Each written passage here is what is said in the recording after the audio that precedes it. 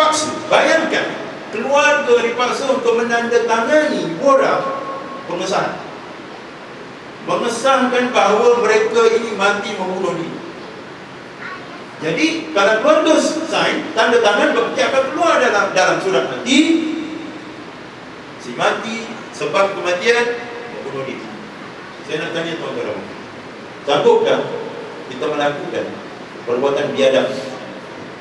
Kita bukan sahaja tidak, sanggupkah kita berlaku biadab kepada waris kita, jenazah keluarga kita, ayah kita, adik kita, anak kita? Sanggupkah kita melakukannya? Apabila mereka enggan, apa yang berlaku ialah mayat-mayat ini ditolak dengan jetolak dan dibakar bersama-sama dengan Masjid Rabah. Dibakar. Kenapa mereka bakar? Kerana sebahagian daripada mayat-mayat ini jelas memaparkan wajah mereka tersebut. Mereka tidak mahu wajah-wajah ini tersebar ke seluruh dunia.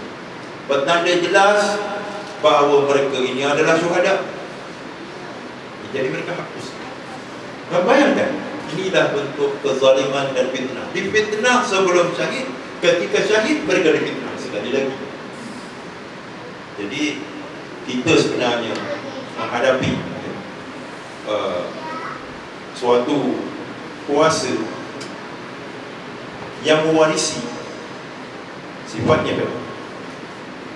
Bahkan jadi dahsyat. Fir'aun menghapuskan anak-anak lelaki, tetapi Fir'aun patah asisi menghapuskan bukan saja lelaki, bukan saja lelaki, tetapi juga perempuan, semua peringkat umur, dan setelah mereka ini syahid, dibakar oleh mayat. Kita tak dapat, mungkin kalau Fir'aun dihidupkan kembali, dia pun terkejut. Aku dulu taklah sezalim ini. Rupa-rupanya aku ingat kezaliman aku itu sudah bermuncak lah. Seolah-olah macam orang banyak gunung, bila sampai ke puncak, tengok ada lagi puncak yang lebih tinggi. Itu dari. Jadi saya berhenti dulu. Mungkin apa ni Ustaz nak ulas dan cerita pengalaman dia dekat Mesir. Wallahu a'lam. Jazakallahu khairan katsiran, khairul jazak pada Dr. Fizi yang telah menjelaskan kepada kita tentang asas cerita sebenar konflik yang berlaku di Mesir, yang kadang-kadang tuan-tuan memang betul, kita yang berada di Malaysia ni cukup mudah untuk terkeliru dengan mainan-mainan media, terutama media-media yang pro kepada Barat, yang menggambarkan seolah-olah penyokong-penyokong Presiden Mursi ini golongan-golongan yang sengaja untuk mendedahkan diri mereka kepada pembunuhan, yang seolah-olah melakukan dan mencetuskan dan menggalakkan keganasan. Sedangkan hakikatnya tuan-tuan, demonstrasi-demonstrasi yang diadakan oleh rakyat Mesir bermula daripada kejatuhan penggulingan Presiden Mursi sampailah hari ini, mereka adalah orang-orang yang melakukan demonstrasi apa saja. Tak ada tuan-tuan.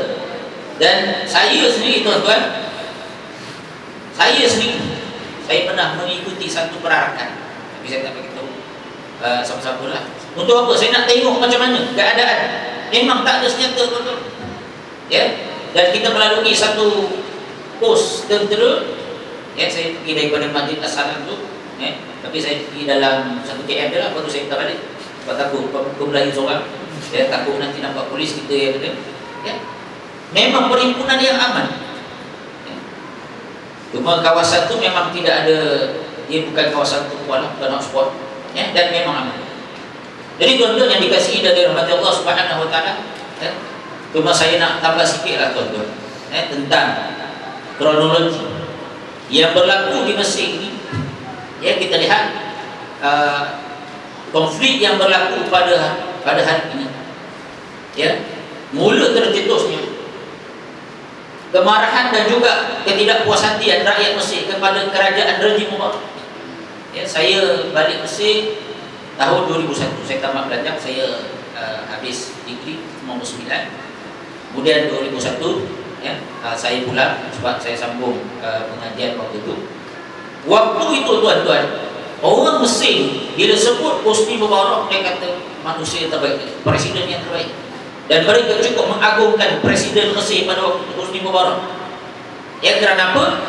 Untuk makluman tuan-tuan, Mesir pada waktu itu kadar buta huruf adalah lebih daripada 30%. Mesir sebuah negara yang punya sumber kekayaan yang cukup hebat.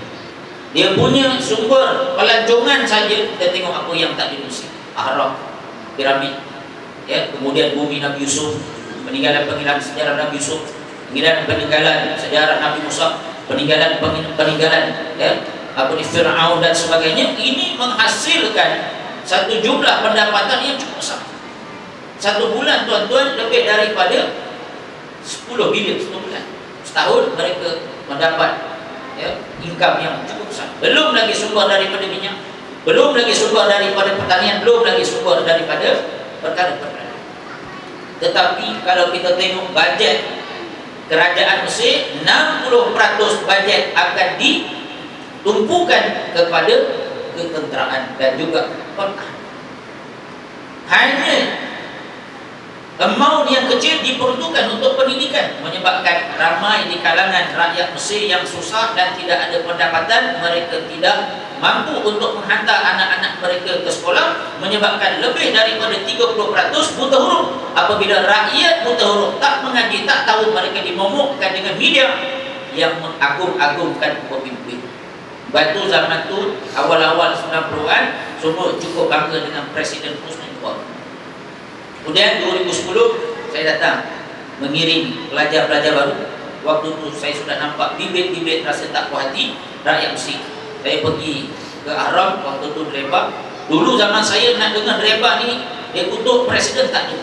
Tapi waktu itu mereka sudah mula tak puas hati. Dia kata payah dah sekarang ni sudah mahal, ni roti orang Mesir lah. Ya, Tok Maya dah mahal, apa semua harga barang mahal. Mereka mengatakan ini adalah salah kerajaan yang hidup mewah tetapi tidak prihatin terhadap masalah kebajikan dan kemiskinan rakyat. Dan 2011 tuan-tuan, apabila berlakunya Arab Spring yang dicetuskan oleh seorang pemuda daripada Tunis, ya, Bu Azizi, yang akhirnya menjatuhkan kerajaan Zainal Abidin, yang mana akhirnya kebangkitan rakyat Tunisia menumbangkan rejim Ben Zainal Abidin pada waktu itu akhirnya menjadi Arab Spring.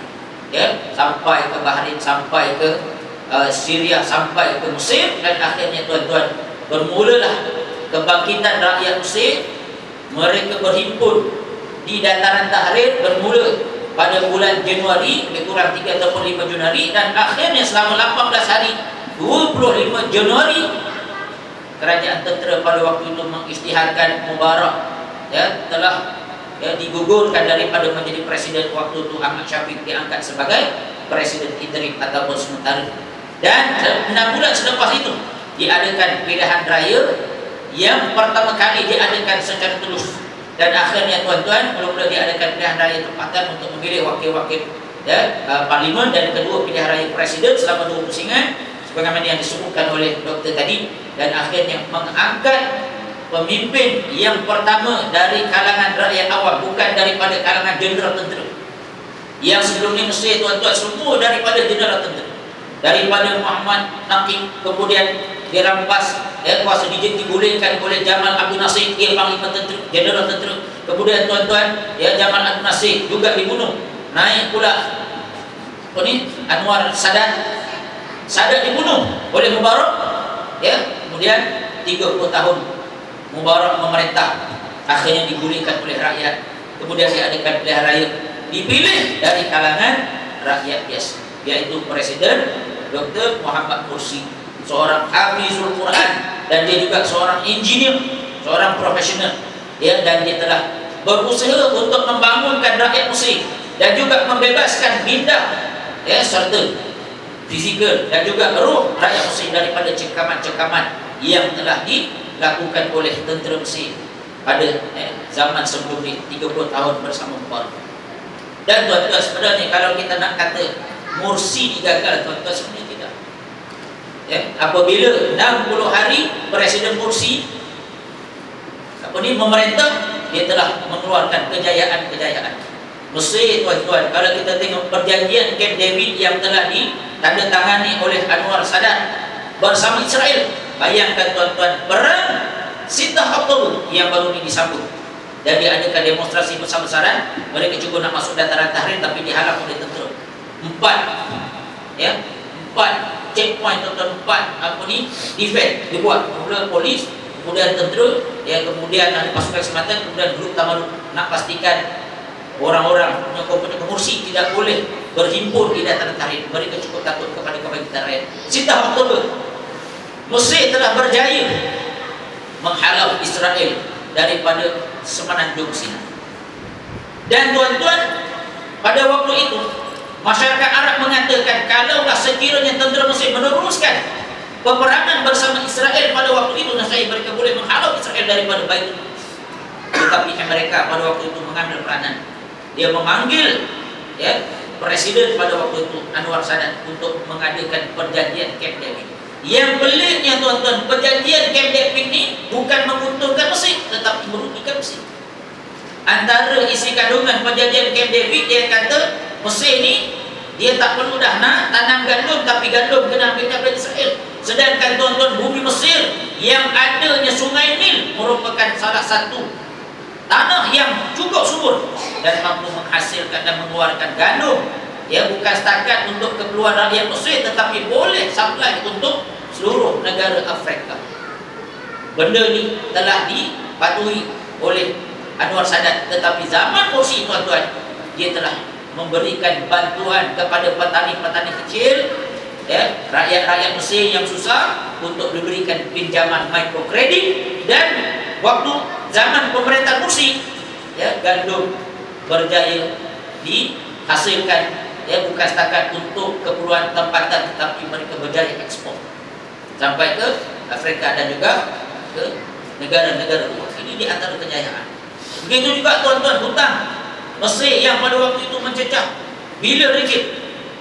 Walaupun Mesir ni tuan-tuan zaman Morsi ni menghadapi sampai orang kata bank negara Mesir waktu itu kontak, tak ada dana sebab sehingga kan Mesir Dr. Morsi nak mohon kepada IMF untuk buat pinjaman kerana tak ada dana untuk bayar gaji-gaji pekerja, kaki tangan kerajaan, tak ada dana untuk perbelanjaan jabatan-jabatan kerajaan dan agensi-agensi kerajaan. Tapi tuan-tuan, walaupun begitu dalam masa yang sama hutang negara telah berjaya dikurangkan. Ini di antara kejayaan-kejayaan.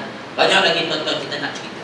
Tetapi pemerintahan Dr. Morsi telah menghadapi sabotaj daripada golongan-golongan yang disebut sebagai hulu. Hulu ini maknanya orang-orang yang rejim Mubarak yang masih menguasai media. Apabila jatuhnya Mubarak tuan-tuan, waktu itu kebebasan media diberikan secara luas oleh kerajaan yang baru pimpinan Dr. Morsi.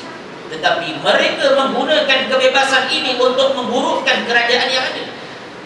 Sedangkan media yang pro kepada kerajaan Morsi pada waktu itu hanya 2-3 seperti Al-Ahram, seperti Al Jazeera, seperti Miss 25. Ini tuan-tuan tidak mampu untuk menepis sabotaj yang dilakukan oleh media-media yang lain, yang mereka mempunyai dana yang besar. Sehingga kan Hamdan Subahi yang merupakan pemilik kepada CBC, dia ni sendiri yang nak jatuhkan Morsi, dia sendiri berhutang tak bayar cukai sebanyak 3 bilion kepada kerajaan Mesir. Tetapi tidak diambil tindakan oleh kerajaan Mesir. Yang mana tuan-tuan, ini kejahatan yang dilakukan. Dan saya sendiri tuan-tuan melihat apa yang dilakukan, sabotaj ini memang satu benda yang sengaja. Saya tengok berita di mana Menteri Alam Sekitar dia beli lori-lori sampah untuk pastikan Mesir tuan-tuan yang dulu masa zaman saya belajar ni, sampah memang satu benda biasa. Orang Mesir ni tuan-tuan, kalau yang baik-baik, tapi yang jenis perangai hodoh ni kadang-kadang berak mata tuan-tuan. Masjid Azhar kita nak pergi tu kadang-kadang berak kencing memang ada. Tapi zaman Morsi dia nak wujudkan kesedaran, kebersihan dari kalangan yang Mesir. Dia beli lori sampah, tapi tuan-tuan yang menguasai tender-tender mengangkut sampah ini, perupusan sampah ni adalah rejim Mubarak. Dia kutip-kutip, tapi dia pergi longgo tengah jalan, dia pergi tapu dan sebagainya. Akhirnya sabotaj ini nak tunjuk kepada rakyat presiden tak mampu nak mentadbir, ikhwan ni pandai cakap tapi tak mampu nak uruskan negara, dan akhirnya 30 Jun 2013 mereka menyuruh rakyat, mereka kata dapat 3 juta, ada kata 5 juta, ada kata 17 juta tanda tangan, minta supaya presiden untuk meletakkan jawatan. Dalam masa yang sama tuan-tuan, Ikhwanul Muslimin di Rabah, mereka kalau kita tengok di Tahrir itu sebenarnya tak sampai 3 juta pun, tak sampai, sebenarnya tak sampai 1 juta pun, tetapi di Rabah mereka berjaya menghimpunkan penyokong-penyokong seramai 5 juta lebih tuan-tuan, bahkan saja di Rabah tetapi di seluruh negara mereka telah berjaya kumpulkan. Tetapi waktu itu apabila masuk 1 Julai, tentera mengisytiharkan supaya kedua-dua pihak yang menyokong dan menentang presiden supaya sama-sama berpakat cari jalan penyelesaian. Sekiranya tidak ada jalan penyelesaian, maka tentera akan keluarkan satu deklarasi.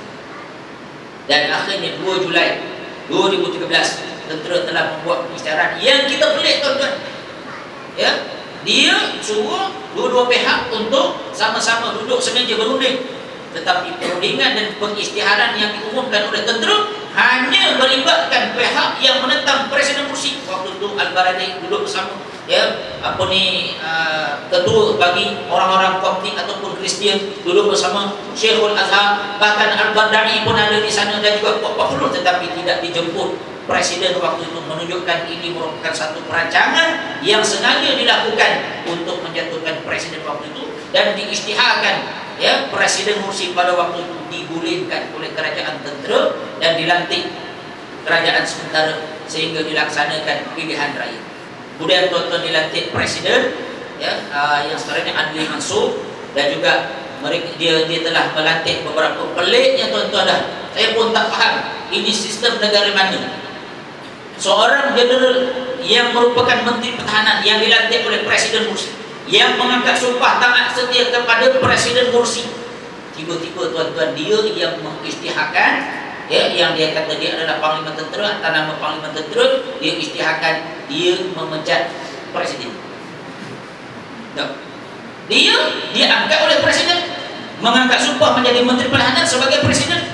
Kemudian tiba-tiba tak siapa bagi kuasa pada dia, atas perlembagaan mana, undang-undang mana, kawasan mana, tiba-tiba dia isytihar, dia pecat presiden yang lantik dia.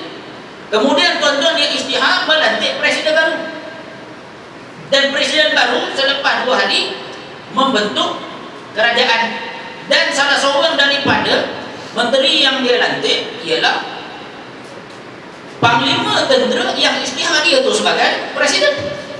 Dan Panglima Tentera pada waktu itu mengangkat sumpah untuk taat setia pada dia.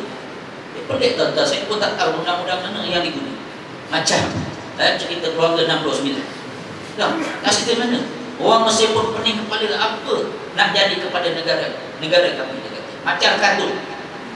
Dan tuan-tuan untuk makluman, kerajaan yang dilantik oleh kerajaan kudeta hari ini, oleh tentera pada hari ini, Presiden Adli Mansur tuan-tuan, selepas 84 hari dilantik, dia tak berani nak keluar ke mana-mana negara. Sebab apa? Dia tahu mereka adalah kerajaan yang tidak sah dan tidak diiktiraf oleh negara luar.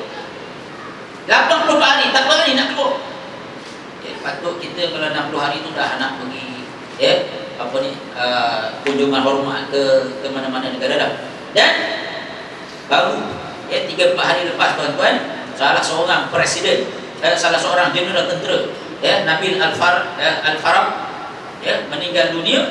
Dan apabila Presiden Menteri Aziz Bablawi dia pergi nak ziarah jeneral ni tuan-tuan, dia telah dikepung oleh rakyat penduduk di tempat tersebut dan melaungkan untuk berambus kamu adalah Perdana Menteri yang tak sah. Maknanya tuan-tuan, hari ini yang menentang kerajaan kudeta ini bukannya ikhwan. Dan kalau kita ikut logik tuan-tuan, hari ini semua pimpinan ikhwan telah meringkuk di dalam penjara. Dr. Badil telah ditangkap selepas perhimpunan di Rabah berjaya disuraikan dengan pembunuhan yang amat teruk tuan-tuan. Saya setuju dengan apa yang Dr. Hafiz sebut.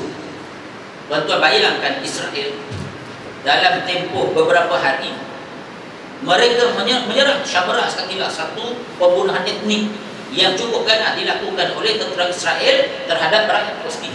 Mereka mengambil masa beberapa minggu, beberapa hari, 3 hari atau 5 hari. Mereka hanya berjaya membunuh 3,000, dan masa yang diambil 3 hari. Tetapi tentera Sisi yang diketuai oleh Jeneral Sisi membunuh rakyat Mesir dalam tempoh 1 hari.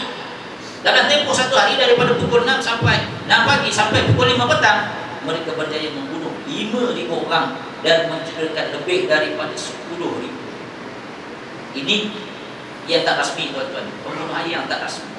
Dan kalau itu yang dibakar itu, tuan-tuan, bukan saja orang yang dah syahid, tetapi termasuk orang-orang yang cedera.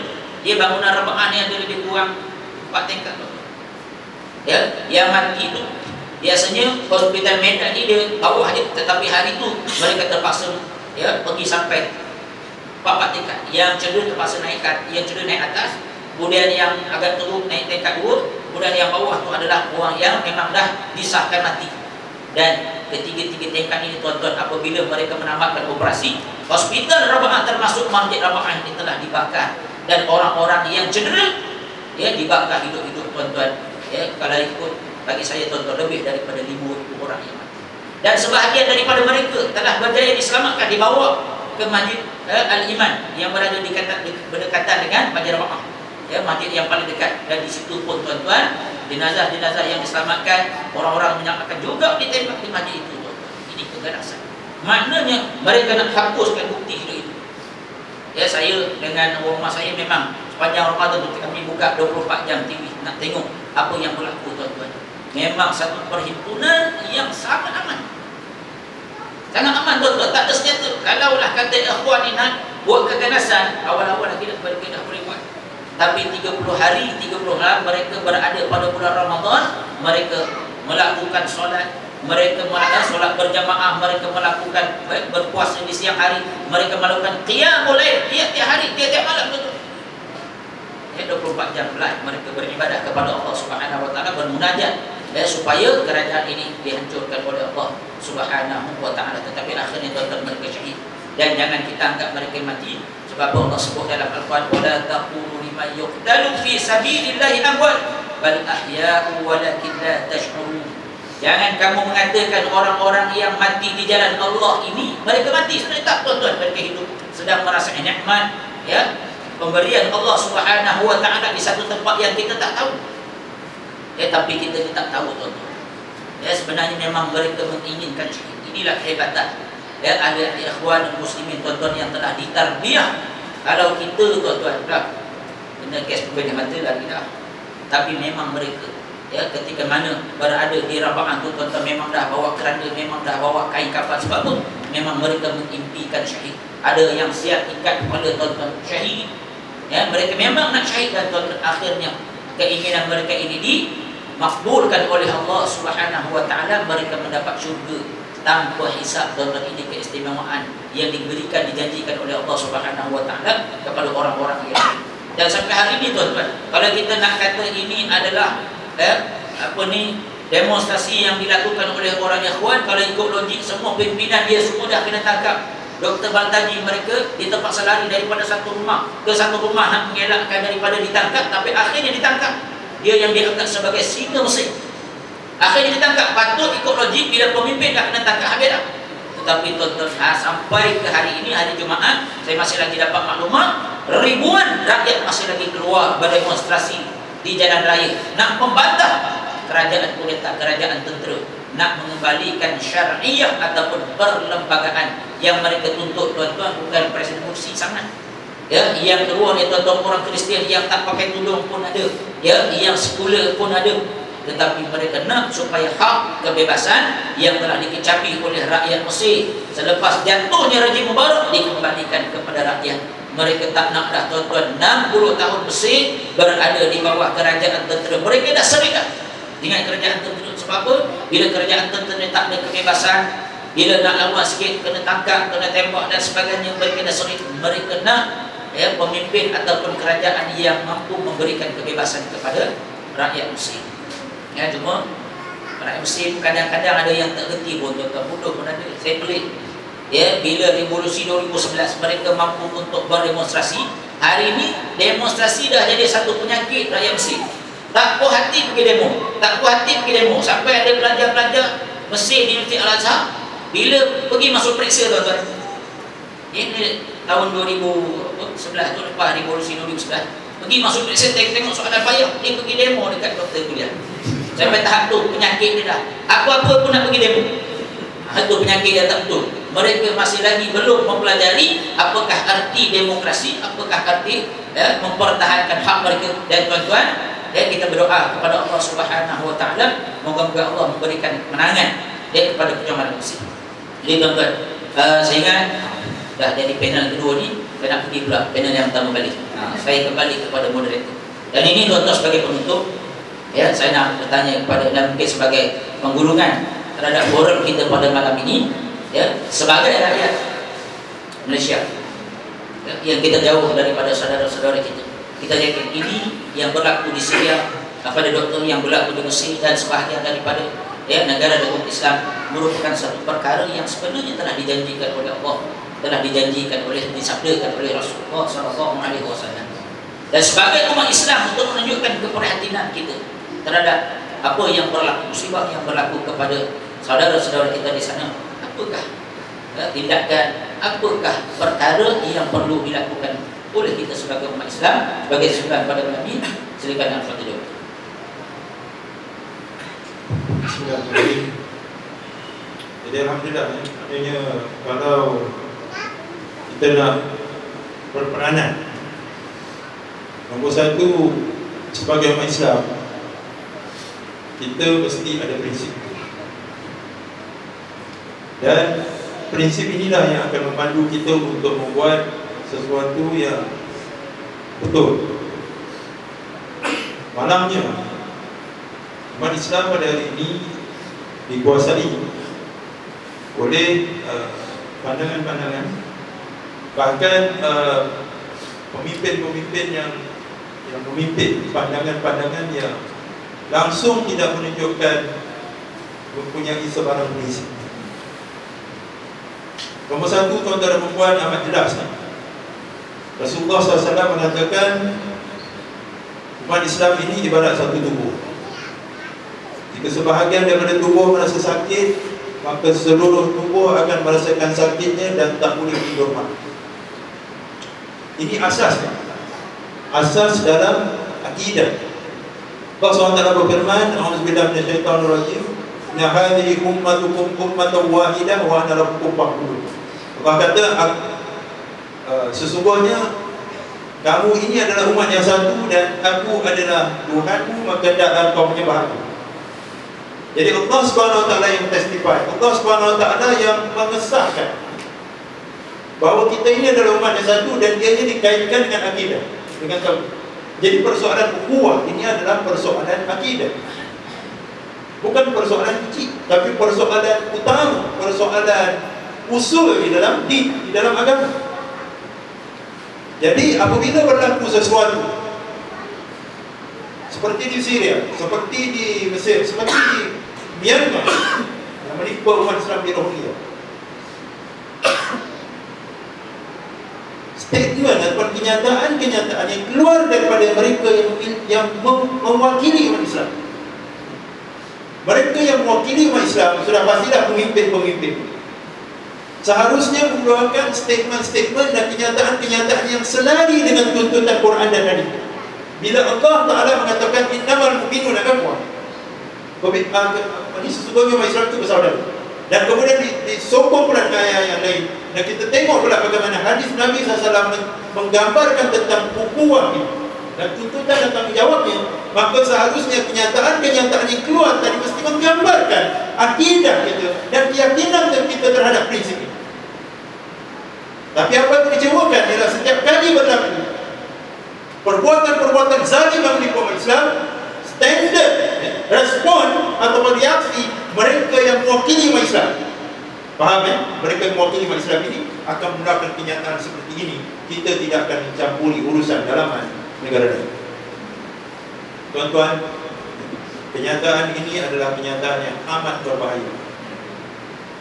Kerana kenyataan-kenyataan inilah yang akan menjadi jawapan kepada persoalan yang akan ditanyakan apabila kita berdiri di hadapan Allah Subhanahu Wa Taala, apabila kita berada di dalam alam barzakh. Siapakah saudara?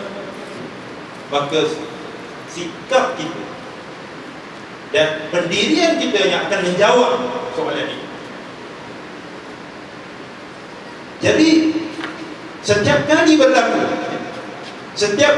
berlaku konflik, setiap kali umat Islam dizalimi, saya secara pribadi akan memandang kepada seorang pemimpin, dan saya akan melihat pemimpin ini sebagai wakil kepada seluruh umat Islam, dan beliau tidak pernah mengecewakan umat Islam. Dan pemimpin yang saya maksudkan adalah Recep Tayyip Erdogan. Jangan kata saya tidak mengakui Perdana Menteri saya adalah yang hormat Datuk Seri Muhammad Najib. Itu Perdana Menteri saya. Jangan siapa-siapa mempersoalkan. Saya tidak pernah menakutkan itu. Tapi apabila kita bercakap tentang suara yang mewakili umat Islam, maka saya memandang kepada beliau. Selesai saja mengerjakan solat jenazah, dengan air mata yang mengalir, Recep Tayyip Erdogan membuat satu kenyataan yang melegakan jiwa Islam yang sedang dilanda oleh gundah.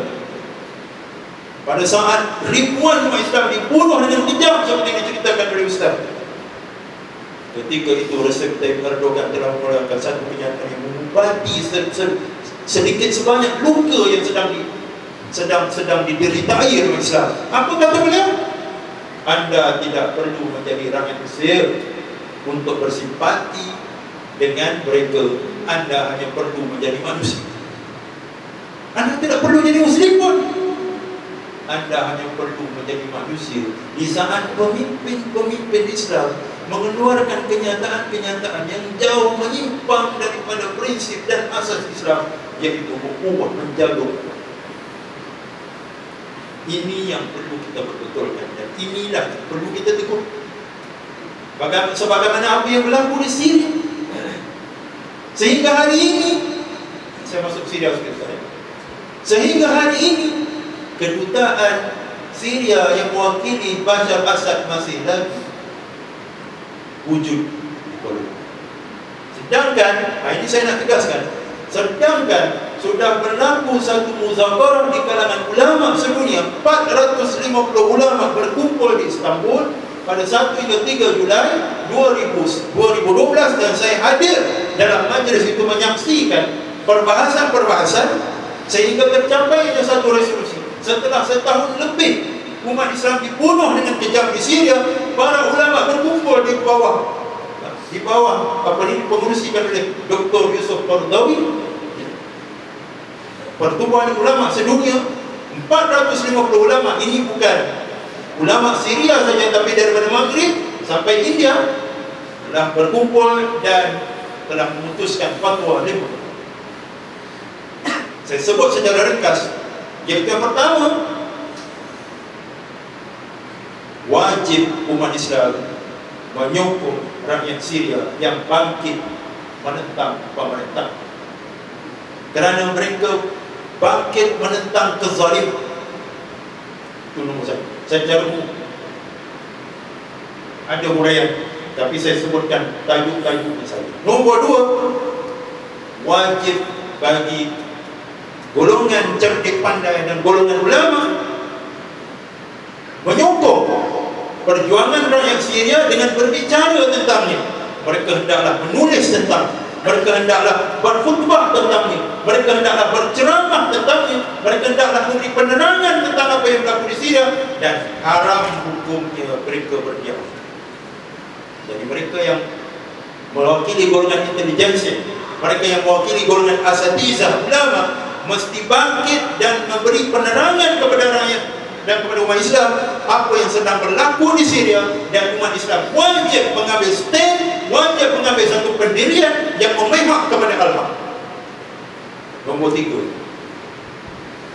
wajib bagi pemimpin-pemimpin dan kerajaan-kerajaan Islam menyatakan sokongan dengan memberikan bantuan, baik dari sudut logistik, baik dari sudut ketenteraan, baik dari sudut persenjataan bagi membantu rakyat Syria memerangi pemerintahnya yang zalim. Saya hanya menyampaikan, ini fatwa bukan dikeluarkan oleh satu ulama, tetapi jamaah 450 ulama berkumpul 3 hari bersidang dan memutuskan fatwa yang sedang saya. Nombor 4, setelah dijelaskan kedudukan rakyat Syria dan wajib menyokong mereka. Nombor 4, untuk mengukuhkan fatwa nombor 1, nombor 2, nombor 3, haram bagi umat Islam menyatakan sokongan kepada rejim Bashar al-Assad. Haram. Dan segala perbuatan yang menunjukkan sokongan termasuklah mengekalkan kedutaan. Haram. Nombor 5, setelah ditegaskan kedudukan persoalan kebangkitan perjuangan rakyat Syria menentang pemerintah yang zalim. Nombor 5, nasihat kepada FSI, Free Syrian Army, dan juga rakyat Syria yang berjihad melawan rejim yang zalim, iaitu mereka diharamkan untuk bertindak balas atas dasar kekuatan. Walaupun tadi kita dah dengar, walaupun rakyat Syria dizalimi oleh Syiah Nusairi Alawi, namun mereka bangkit dengan asas yang jelas. Mereka bukan memerangi golongan Syiah, mereka memerangi golongan kebabilan. Dan mereka memerangi dan mereka bangkit berjihad untuk mempertahankan diri mereka, keluarga mereka dan negara mereka, bukan atas dasar benci dan perbuatan. Jadi dalam keadaan sedemikian pun, tuan-tuan, puan-puan, ada dalam menentang kezaliman ini ditegaskan, digariskan, digaris bawahkan oleh Allah. Jadi apabila ini nak kaitkan dengan Mesir, apabila Hizbullah itu diberi gelar oleh Dr. Yusuf Qaradawi sebagai Hizbullah, tak layak mereka disebut sebagai parti Allah. Hizbullah ini adalah golongan Allah, maka tidak layak mereka diberikan gelaran Hizbullah. Mereka sebenarnya adalah Hizbullah, dan ini merujuk pada berhala pada zaman Rasulullah di Mekah, dan mereka telah menghantar 1,700 orang membantu secara langsung dan terang-terangnya rejim Bashar al-Assad membunuh rakyat Syria. Dan tindakan ini diumumkan oleh kerajaan Iran secara terang-terangan tanpa bersembunyi. Maka Dr. Yusuf Qaradawi mengeluarkan pandangannya yang tegas bahawa umat Islam wajib untuk memutuskan sebarang hubungan dengan Iran, dan tindakan yang boleh dilakukan termasuklah memboikot barangan dan produk-produk Iran. Dan Presiden Morsi pada minggu ataupun Jumaat yang diisytiharkan sebagai Jumaat untuk Syria telah memutuskan hubungan diplomasi dengan Syria, dan kemudian berhimpun satu lagi perhimpunan Persidangan Ulama Ummah untuk menegaskan resolusi Istanbul pada tahun 2012 dengan memperincikan tindakan-tindakan selanjutnya. Jadi tuan-tuan dan puan, untuk merumuskan poin nombor 1, iaitu hendaklah pertama, mereka yang mewakili umat Islam menegaskan apakah prinsip Islam di dalam persoalan ini. Ini persoalan akidah, ini persoalan imaniyah, ini bukan persoalan hubungan antara negara, ini bukan persoalan diplomasi, ini bukan persoalan hubungan dagang. Seringkali dalam menentukan sikap dan pendirian, mereka yang mewakili umat Islam menimbangkan persoalan-persoalan keduniaan, persoalan ekonomi, persoalan politik. Tidak, kita mesti kembali kepada prinsip-prinsip yang jelas ditegaskan oleh Allah di dalam Al-Quran dan dipertegaskan lagi oleh Rasulullah SAW. Itu nombor 1. Nombor 2, apa yang berlaku pada hari ini mengajak kita untuk menyimak kembali kisah yang disebut di dalam Al-Quran. Kerana apa yang berlaku pada hari ini pada asasnya, pada prinsipnya tidak berbeza dengan apa yang telah berlaku, kisah-kisah yang berlaku pada zaman para Nabi. dan Rasul yang diceritakan oleh Allah Subhanahu wa taala dalam Al-Quran. A'udzu billahi minasyaitonir rajim. Alam tara kaifa fa'ala rabbuka bi Irama zatil imam allati lam yukhlaq mithluha fil bilad wa thamud alladziina jabu as-sahra bil wad wa fir'auna dzil awtad alladziina taghaw fil bilad wa aktsaru fiha al-fasad fa sabba 'alaihim rabbuka sawta azab. Allah Ta'ala menciptakan. Alam tara kaifa fa'ala rabbuka Alam tara kaifa fa'ala rabbuka bi Tidakkah kamu perhatikan apa yang Tuhan kamu lakukan kepada kaum Ad, dan seterusnya sampai ke akhir. Maka kita haruslah memerhatikan peristiwa-peristiwa yang berlaku, terutama di Al-Qur'an Anbiya ini, dalam konteks peringatan-peringatan Allah di dalam surah Al-Fajr.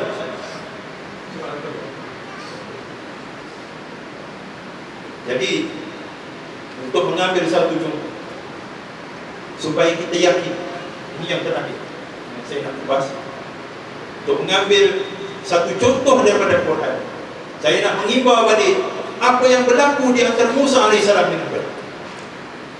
Cuba kita perhatikan. Musa AS dilantik menjadi rasul di satu tempat yang bernama Muqaddas Tua, lembah tua yang suci. A'udzu billahi minasyaitonir rajim. Wa hal ataka hadithu Musa. Tidakkah kamu ketahui apa yang berlaku kepada Musa? Kisah Musa. Idra'a naran faqala li ahlihim kuthu inni anastu naran la'alli atikum minha biqabasin aw ajidu 'ala an-nari hudan falamma ataha nudiya ya Musa inni ana rabbuka fahla na'lak innaka bil wadil muqaddas tuwa. Ini di dalam surah Tuhan bahwa Allah Ta'ala menceritakan bagaimana Allah Ta'ala melantik Musa AS menjadi rasul dalam perjalanan balik dari Syam ke bumi Kinana, Mesir. Di tengah jalan, di tengah malam yang gelap, Musa AS dilantik menjadi rasul. Dan tuan-tuan dan puan-puan, cuba kita renungkan, sebaik saja menjadi rasul, Allah Subhanahu wa taala bertanya kepada Musa AS, "Wa ma tilka bi yaminika ya Musa?" Apa yang ada di tangan kanan kamu wahai Musa? Allah tahu. Allah yang tahu perkara yang gaib sudah tentu tahu perkara yang nyata. Dan Musa AS pun tahu soalan yang ditanyakan oleh Allah Ta'ala ini membawa kepada maksud yang cukup besar. Sebab itu bila dijawab, dia tak jawab ini tongkat ya Allah, dia tak jawab. Qala ya asaya atawaqqa'u 'alaiha wa ahushu biha 'ala ghanami wa liya fiha ma'arib ukhra.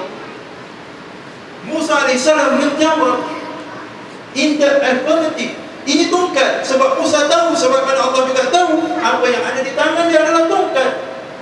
Tongkat, semata-mata tongkat. Tetapi ada sesuatu pada pertanyaan Allah itu, maka Nabi Musa AS memperincikan. Aku gunakan tongkat ini untuk bersandar, aku gunakan dia untuk memukul daun-daun, memberi makan kepada kambing-kambing aku. Dan ada banyak lagi kegunaan tongkat.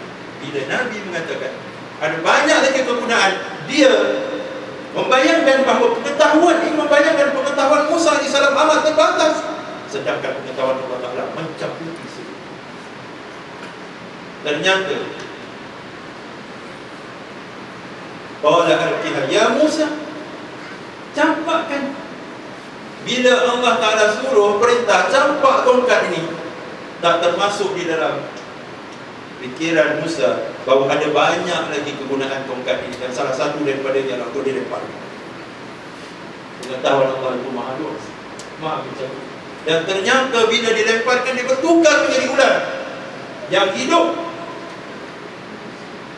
Dan apabila Allah Ta'ala memurniakan keajaiban ini dan juga keajaiban-keajaiban lain, cuba tuan-tuan puan-puan renungkan.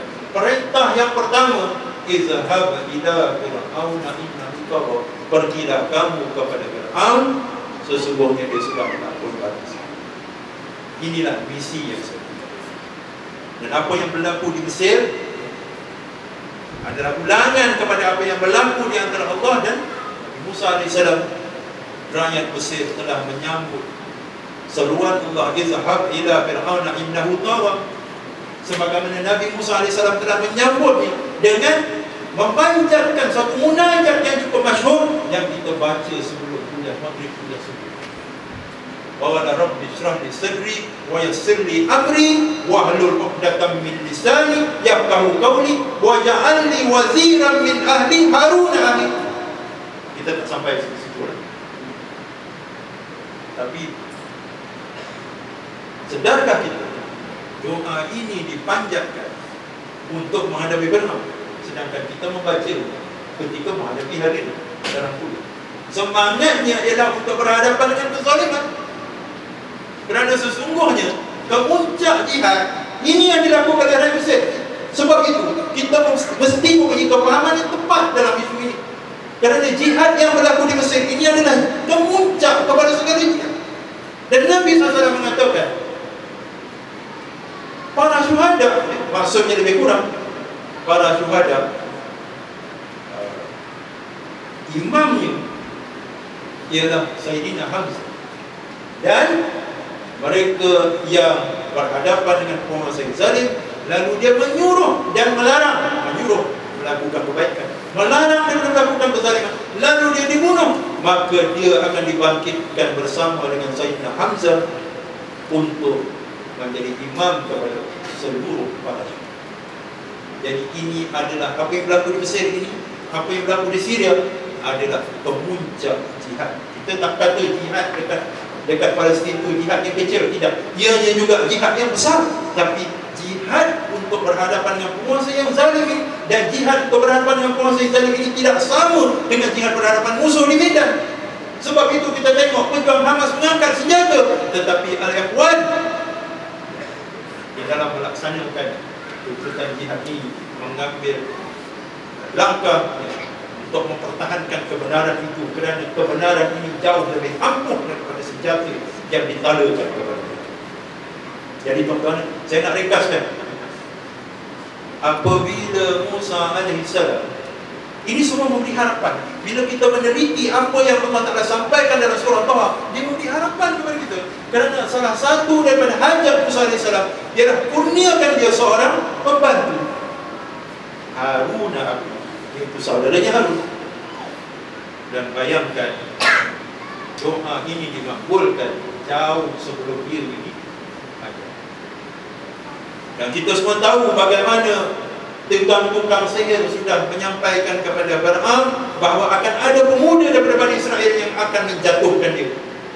Lalu dikeluarkan arahan, bunuh semua anak-anak lelaki daripada Bani Israel. A'udzubillahi minasyaitonirrajim. Wa idh najjaynakum min ali fir'aun yasumunakum su'al 'azab yuzabbihuna abna'akum wa yastahyuna nisa'akum wa bidzalikum bala'un min rabbikum azim. Dan Allah Ta'ala mengatakan ini adalah ujian yang cukup berat, iaitu Fir'aun telah membunuh anak lelaki dan membiarkan anak perempuan hidup. Begitulah keadaannya berterusan sehingga penasihat-penasihat Fir'aun mengatakan tidak ada lagi lelaki di kalangan Bani Israel. Besok siapa nak buat piramid?